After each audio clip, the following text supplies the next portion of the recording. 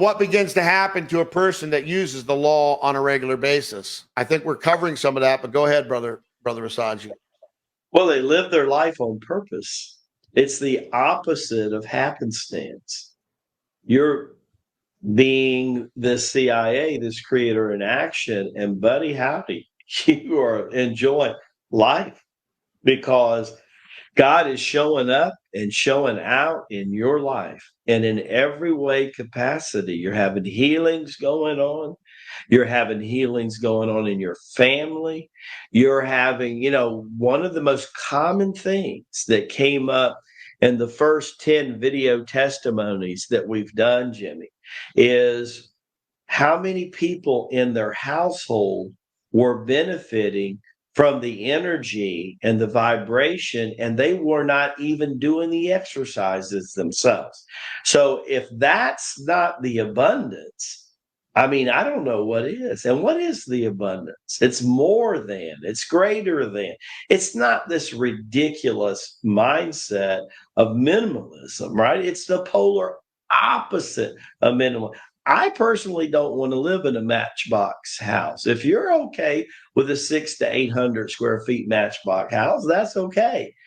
But it hasn't been too long ago. I can remember growing up in Tennessee, Jimmy, that there were 5 families that shared a barn together, and we all had 3 or 4 horses and stalls in this barn. And it was about 50 to 100 acres, and each one of the houses had about 3 or 4 acre lot, and it was on the river. And actually, one of the 5 people that lived there, Jimmy, was a pastor of the largest Baptist church in the city, right? And we would ride horses with him. He was a beautiful soul. The other one was a doctor. My father, God rest his soul, was a powerful businessman, a lot like Joseph Land in those days. He was a traditional businessman who came up driving a dump truck that one day he would become the president and CEO of the same company that he was hired at the lowest position to drive the dump truck, right? And just to think, talking about an American success story, that is huge, right? And we were living on the river, and we were doing, and I can remember because I have some Cherokee blood in me, right?